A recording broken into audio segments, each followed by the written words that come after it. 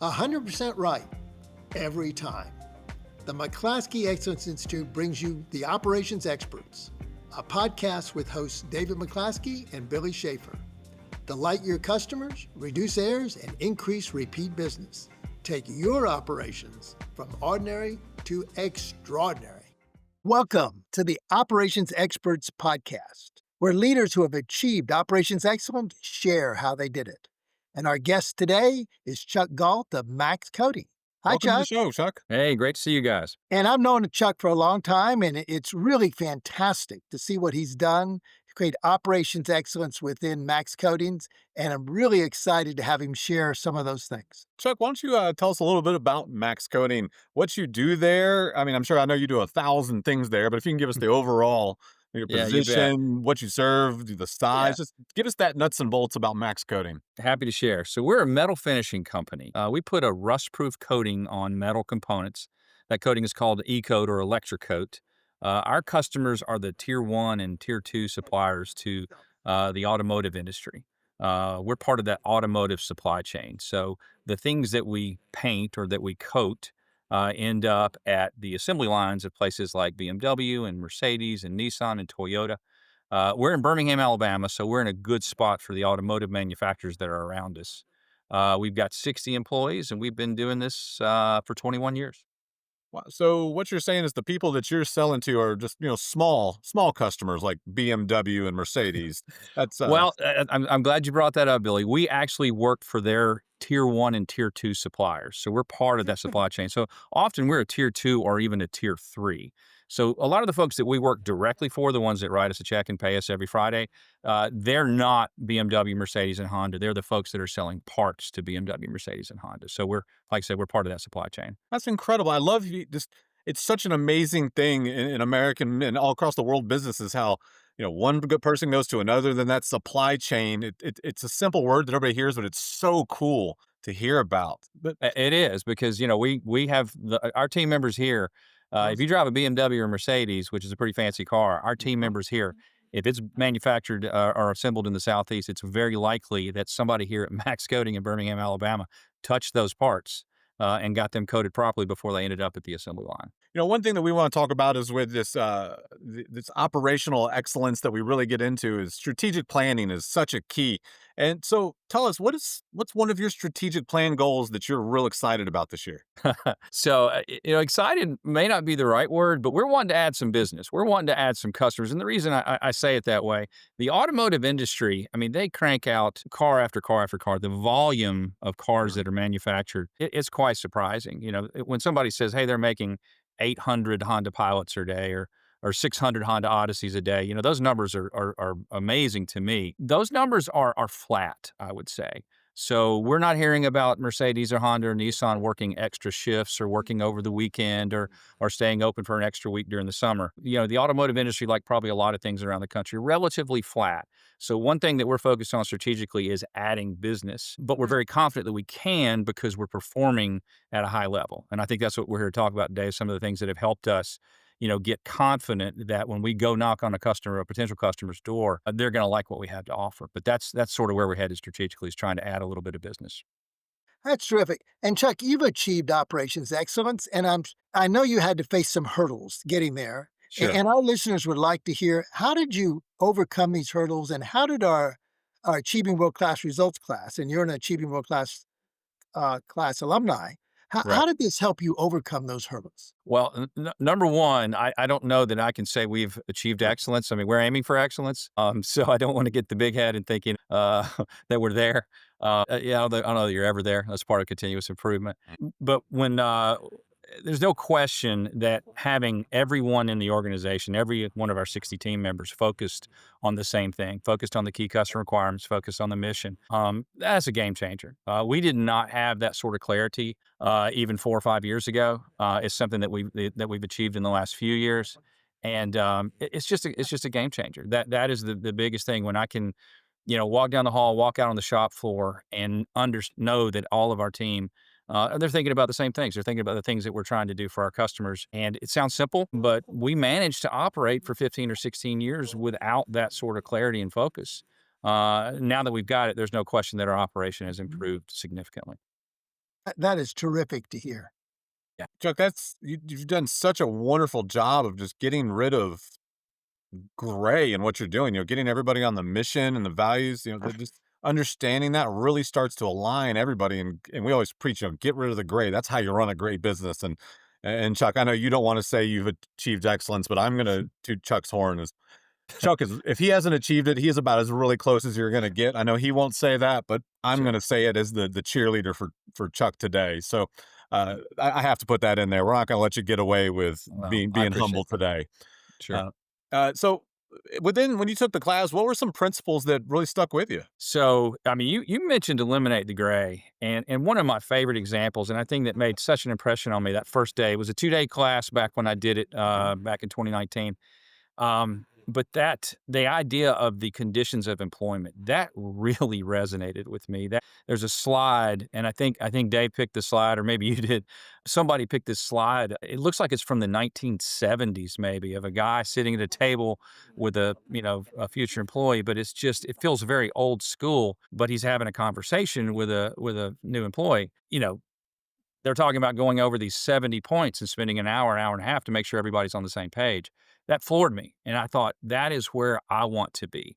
I want to be able to connect with the team members, the minute they start and they understand the expectations. We were a classic company that we would hire somebody, put them out on the shop floor and say, hey, do what the guy next to you is doing or the gal next to you is doing. That's not an effective way to be clear about our expectations. Right now, we have 18 components of our conditions of employment. They are modeled exactly after the PALS model. Mhm. And I'm very proud of that. Ours it's about a 20 or 25-minute conversation with a new employee, but I think it really differentiates on the front end that we're different. Before we had that conditions of employment, we would have folks show up, like from a temp service maybe. They would walk out on the shop floor, spend an hour or two, and then maybe not even make it to lunch, just disappear.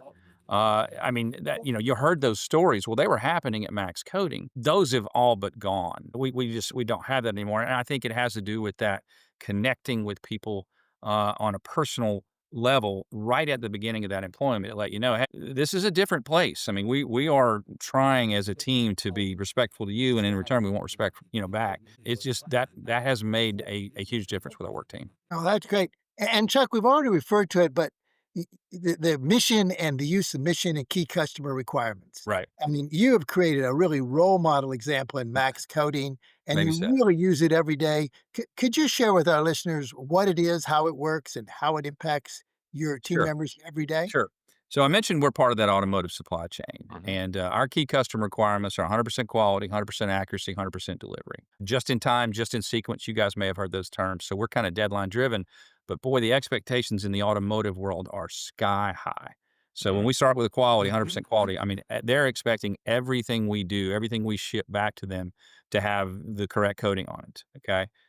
No, no mistakes. Again, their expectations can be through the roof. They measure, I think I've shared with this with people before, they measure mistakes in parts per million. So they're expecting you to ship them a million pieces and not have a mistake. It is pretty high.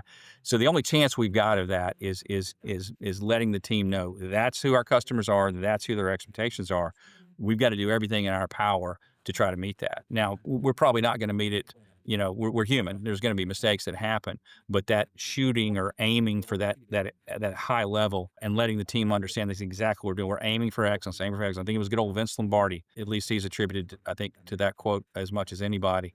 Aiming for excellence, or aiming for perfection, you achieve excellence. And so that aiming for perfection is a big part of that. Those key customer requirements, David, are actually out on a scoreboard on our shop floor. So as far as letting the team know what we expect. We're measuring ourselves every day to those three key customer requirements: 100% quality, 100% accuracy, 100% delivery. They can see through a color-coded scoreboard if we're achieving those goals every day. And we kind of have a little accumulation chart next to it, so you guys could walk in, Billy, you and David could walk into our shop today and see at a glance, okay, these are the areas that Max Coding needs to tighten up because you've had a yellow here and a red over here. Scoreboard's usually green, which is great. We're doing some things right, and we'll let the team know as long as that scoreboard's green, good things will happen around here. But when we do have a yellow, we do have a red. We need to take some action. Wow, that's good. And you all just do such a fantastic job of getting everybody aligned to a common direction so everybody can work together towards your mission. I That's appreciate that. Yeah, so that's what we talk about with focus excellence, where we talk about those mission and key customer requirements. One of my favorites that we go through is that process. So, how are you feeling in the process world? What's a process that you've kind of rolled out to your team right now and gotten to 100%? Let's see. Writing a process can be tricky. And it was very humbling. I've had a couple of humbling experiences when I did try to roll out a process. If you've got a second, I can tell you a story about one that went poorly, and it Yeah. might emphasize when you do get it right. So we had it was early on. This is way before I was exposed to the PALS Mhm. Excellence program, but we had a customer that was very concerned about the surface, the A side of a part, the part that would be visible on the vehicle. However, they had zero concerns about the B side, or at least that's the way it was conveyed to me. So when we put our process together, we let our team know A side, it's got to be perfect. B side, don't worry about it. So 3 weeks go by, and then we get this email with a picture of a part that had an egregious, looked like a piece of packing tape maybe stuck to it. Went through our paint process, went through our oven, got baked on. I mean, it looked awful. I mean, it was embarrassing to me to see this picture come back. Hey, this is what Max Coating shipped to us to bolt to somebody's car. You got to explain yourself. And so, I'm like, I'm a process guy. Okay. I know we've got a process in place for this. And I marched out on the shop floor and I said, so explain to me, how this could have happened. And the operator looked at me. That was me. This is in the early days and I was out there on the shop floor a fair amount, looked me dead in the eye and said, you told us not to worry about the back of the part. And I just stopped right then. And I got a real lesson in, okay, that was the person you want on the shop floor. They were following the process that I had laid out, but we hadn't given them any parameters. We hadn't let them know, within why, what's going on, what's the big picture, what's the ultimate goal. And they followed those rules, ABC, and produced that result. And I had to bite my tongue and say, you're doing great, but we've got more to talk about today. So Oh, anyway, that's that's that. wonderful. Yeah, well, it was a tough moment, but that's been my experience with writing processes. It's you have to sort through those things, but it was a very humbling moment. To me, the course teaches that writing of the process is on management. That's on the folks that are calling the shots. And so you have to put some effort into making sure that you're very clear about your intentions. That was a very humbling moment. It sounds like you nailed the part about getting people to follow the process to 100%.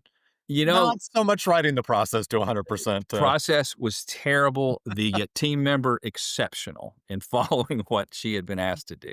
Absolutely. That's Well, it's wonderful, though. Yeah. always good to have parts of it. Now, you just described a great leadership challenge of how to, when you're getting processed to 100%. Right. Can you describe some of the other leadership challenges that, and some of the lessons you've learned and would like to share? Here's if you're a Yeah. leader leading this, these are some challenges you're going to face. Here's some I faced, and here's how I overcame them. Sure. Okay. I think the biggest one, Dave, is, I visited you in 2019, got Yeah. that visit. It was great. I Hmm. left so inspired. Hmm. Came back. At the time, we were operating two locations. And I wanted to tell both teams, hey, look, this is a great way for us to elevate our business. Right. Listen, the things I've learned at PAL Sudden Service, the Excellence Institute, this is really going to improve our game. And I got sort of nonchalant, Yeah. just shrug of the shoulders. And Yeah. I think what they were thinking was I had just brought them another flavor of the month. As the leader of the Right. company, hey, I read this book. Hey, I heard this podcast. Hey, I've been to this seminar. I went to this breakout session, and I think they had gotten a dose after dose after dose of that. Hmm. And Yeah. so the Right. fact that this was so real to me, they'd heard it before. That Hmm. was an issue. That was a problem that I had to overcome. But I stayed with it. Okay, I sustained it. I talked Hmm. about it. And 6 months went by, and a year went by, and then I believe we upped our game and actually got you on a private call. Did a private session. As soon as my management team bought in, it was a game changer. It was an absolute game changer. And as opposed to that friction I was feeling about, hey, Chuck's just got another idea, just let him, it'll definitely just go away, give it time. They totally, became the drivers. And I think that was the exciting part for me was when plant manager, operations manager, when they got involved and said, hey, this is what we want to do as part of, our role with Max Coding. Um, that made the difference. So anyway, that would be a lesson I would share is can't do it alone. Mhm. You got to get buy-in and you got to recognize that buy-in. And if you suspect that they haven't bought in, they probably haven't because But then when they do buy in and they are pushing it, and it's so humbling for me where my office sits. I can hear Mhm. what's going on in the conference room, and Mhm. Mhm. I've heard Richard Paget, our plant manager, conduct sessions with the team, and it's like, oh my gosh, I wish I had a recording device because he could be teaching that. It's like a seminar, it's like a breakout Mhm. session, but he has learned that over time, from the exposure that we've given him to the McClaskey system. So. Oh. Oh, great. I remember your private class, and it was a great experience. I mean, It great it was, insights from your leaders, and it right. was great to see everybody buy into that. Yeah, I think that helped put us over the top without a Yeah. doubt. Yeah. I want to pause here and let everyone know that everything you're hearing now is taught in our Achieving World Class Results class. We would love to have you and your team in the class so we can help you reduce errors and increase repeat business. The class will enable you to take your operations from ordinary to extraordinary. Sign up now at mcclaskeyexcellence.com/AWCR. We've been asking you all these questions. This is supposed to Yes. be a conversation. I think we got to work on that. But what's one question you'd like to ask to us?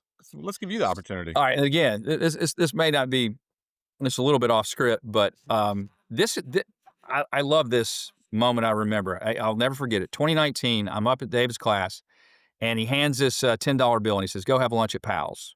And that was a part of it, and I wanna tell you that was one of the Mhm. coolest things was to get to stand inside and see what the team was doing and how they took orders, and you encouraged us to get out our cell phone and time them and all that.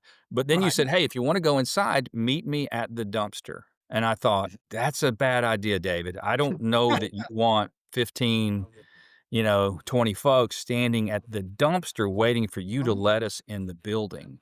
And I guess my question is, and I suspect it was that a strategic move on your part? Because that dumpster was immaculate. That dumpster was taken care of just like the rest of the building, and it floored me. I mean, it made a real impression on me. I'm so glad I did. No, it was very, very intentional because Yeah, almost all restaurants treat their dumpsters like a trash dump. sure. Uh-huh. And if you're looking at, particularly for a restaurant like Pal's that's a drive-through only, you're going to judge the cleanliness of the kitchen by what it looks like outside. But you're going to look at everything outside: the parking lot, the grass, the dumpster. Right. And so that's kept as clean as the kitchen. In fact, one thing that if you remember, the next thing we asked you to do is open the dumpster doors and look inside.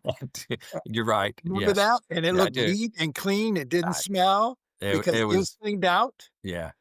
And the other thing it illustrated right away was that this is not just a processes to 100% for show. Mhm. Like, let's get the hamburger right. Okay, yeah. This is no, everything that affects the end customer is going to be to Right. 100%. Sure. And it's like you can't look at anything. When you went in the store, everything was perfectly in everything was in its place and everything was clean. Right. And it gets the idea that no, we just really can't concentrate on the 80%. We really got to get everything affects key customer requirements, and we've got to get that to 100%. So I love your observation, and no, it was very strategic to start Yeah. there. Yeah. It made quite an impression on me. Well, I and appreciate what you brought up. Well, of course, even though you're doing great at extraordinary operations now, what's your biggest operations challenge right now? So we've definitely felt the success, and there's no question that we know because the team's focused on the key customer requirements and the mission. We know that that's a component of why we're Mhm. doing better. I shared with you guys at another time. I think 2024 was the best year in the history of Max Coding, financially, operationally, making our customers happy. It was the best year. 2025 has been just as good operationally, not quite as good financially, and it has to do with again a little bit of flatness in the market, the industry that we're in. The challenge I'm nervous about is sustaining it, Mhm. making sure that we are stay creative with how we share this. We don't have a lot of turnover, which is great, but we do have people that come in from time to time. We have people that leave from time to time. We got to make sure that there's this continuous cycle of education about here's what we do and here's how we do it. I would hate to ever have a team member go back to the days when we just stuck them out on the shop floor and said, figure out what the guy next to you is doing and do that. Mhm. That breaks my heart that we were actually that kind of company. And I want to make sure that we're the opposite end of that. Oh, Oh, that's when it fabulous. And maintaining the gain is always one of the key things. Sure. And it's tough. I mean, it's tough in anything is maintaining it. So, but we've done some things. We've got some things that are active in place, as far as we've got 60 team members. We've got groups of 10. Everybody's getting a half hour every 6 weeks of sort of a follow up program. We've got our own set of slides that are a lot like your AWCR class, where Hmm. we're going over those things with the team quite Oh, intentionally. And that's I fantastic. think it's working. We need to test and check and follow up and observe and make sure that we're getting it done right. But we're doing our best. Oh, that is terrific. And Chuck, you kind of experienced and engaged us in all the full quadrants. First of all, you came to a public class to see what the Yes. material was and said, okay, that's terrific. And then, okay, I could. And the second part was, I really need to get my leaders on board. Mhm. And try as I might, the Achieving World Class Results class, having a private class just for max coatings was the Right. route you went. And you were just talking about the impact of that. And that Huge. helped get everybody on board. Sure And did. then you did follow-up consulting that, an Did. hour or so a month for several years did follow and you asked very, very insightful questions. Sure. So if somebody was asking you, another leader was asking you, does this full engagement actually all four parts of it, the public class, the private class, the follow-up consulting, what kind of impact did it have on you and what we might advise another leader? We sort of stumbled onto that formula that you just Mhm. outlined. I am so glad we did. And I think it Yeah. it actually makes really logical sense to hear you lay it out that way. That's exactly what had happened. It was not intentional on our side. I counted. I named Greg Crabtree encouraged me to come up there and see pals. It's funny, you need to hear this. It was actually another one of his clients that I was at a different meeting. And he said, "You need to go see pals." And I said, "Why?" He said, "It'll make you feel terrible about your operation."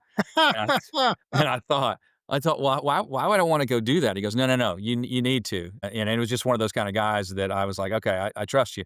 But Okay. that's what, it got me up there. So the public class, thank goodness that happened for me. But then the private class, you're right. And I remember, Max Coding, we're not a huge company, so writing a check for the private class was a financial commitment, but Mhm. it was the game changer. It was, it's the return on investment is you don't even. I mean, it's off the charts. It's exponential. It got the key folks on my management team involved and believing and buying in and becoming actively part of it. And then you're right. Don't discount that once a month we had to check in with you because I'm the kind of guy that did his term paper the night before it was due. Stayed up, slept through the night or whatever. Yeah. But if we had a call on the 15th with Dave McClaskey, I had to get my part done before the 15th. So I think that was a nice follow up is that Mhm. deadline. There's people on my team that get it done. They had your homework done the day it was assigned. I didn't. I was the guy that waited till the last day. But still, there we were on the 15th. We were ready to talk again about what was next. That was great. And then, you mentioned the fourth part. I would say me being a part of that alumni class that you mentioned, tuning in. Dave, I took notes like it was the Mhm. first day I was up in Tennessee. Oh, It was fantastic. really well, and it's one of those things. I think, sometimes when you hear things, even the same thing, the second or third or fourth time, it sounds fresh and new. And I got all kinds of new ideas to challenge my team just based on sitting through that alumni class. So I think they all work together. So yeah, I, it's been good for us. Oh, That's great. thank you for sharing that. You've made such excellent use of it. Yeah, and Appreciate that. you talked about the ROI of this. Is I mean, we love the process, we love the journey, but we truly believe there's a great financial impact that we do here. And Sure. can you tell us what kind of impact you've had on Max Coding by Yeah. doing these processes? Yeah, I hinted about that. So we last year 2024 was our best year financially ever. And that, if you think about that time frame, that's about when the team was aligned and then we had some things happening in the plant that were getting, the key customer requirements satisfied. In fact, I was going to share with y'all a metric. We used to get, that accuracy standard. I was talking about 100% accuracy, 100% quality, Mhm. 100% delivery. We would make an accuracy mistake probably twice a week. That was typical of that. And we're a good paint shop. I mean, I think our customers were fine. They're not looking for somebody else. Yes, Max Cuddy makes a mistake every now and then. That's dropped to about one a month. And I think Dave actually helped me with the math. I mean, that's like a tenfold reduction. When you see that, when you measure that and you know that it's strictly it came because we implemented this KCR focus, this key customer requirement focus, getting the team aligned, processes and making sure the team understands their role and the impact they can have on our customers. All that. That's why we had a great 2024. I don't think there's any question, Billy. And it's funny, you could ask everybody on my management team, why are we here? And I've done it. I've done it at management meetings. So, hey, we're looking at the data. It looks good. Why do you think we're here? And they're talking about the key customer requirements, the brand standard, the mission, the vision, the values. That's what they're talking about. And it's a good feeling to me. I mean, it makes me feel really, really proud. That's amazing. I love hearing those success stories, especially the impact that it has, because it's cool. The Right. journey's always amazing, but the impact, that's when you really get to feel those goosebumps about what we do. Sure. So, one thing we ask everybody that's on this podcast is, Right. who is your favorite operations expert? Who's the one you look to? Yeah. Well, I mean, the first guy that comes to mind is David McClaskey. Oh. And I know that's like playing to the home crowd or whatever. Again, funny stories. Went to that class in 2019, and Dave, he's been going all day, and then he just says, "Hey, anybody want to go to dinner?" And you're like, surely this guy's he's got to be winding down. Yeah, well, I'll go have dinner with you. And I think 4 or 5 of us went out to dinner with Dave, and hour went by, 2 hours went by. Dave is still talking process perfection, process excellence. 3 hours go 10, and I'm like, man, I got to get up I got to get up tomorrow morning and come to your class. He never wavered in his just passion for what he does. And anyway, I'll never forget that. But yeah, I was the last one to leave the table, and I was proud of that. But I was also soaking it up. I mean, I was learning. He was speaking my language, so it was a good fit. But so it's hard for me to not vote him number one. Now, I will mention this, other entrepreneurs, my accountant, a guy named Greg Crabtree, he's written a couple of books. One of them called Simple Numbers. He really keys in on labor efficiency, the labor efficiency ratio, a way to identify that. And everybody's business, labor is a huge, huge driver. And I like the way he is. So Greg's not necessarily an operations guy, but for another small business owner, I would definitely recommend checking out Simple Numbers, that book that he wrote. I think it's been since 2009, maybe. That book's probably been around 15 or 16 years. So Greg Crabtree is such an extraordinary individual and has such profound knowledge. he does. It He is does. wonderful that you're in his mastermind class and things of that nature.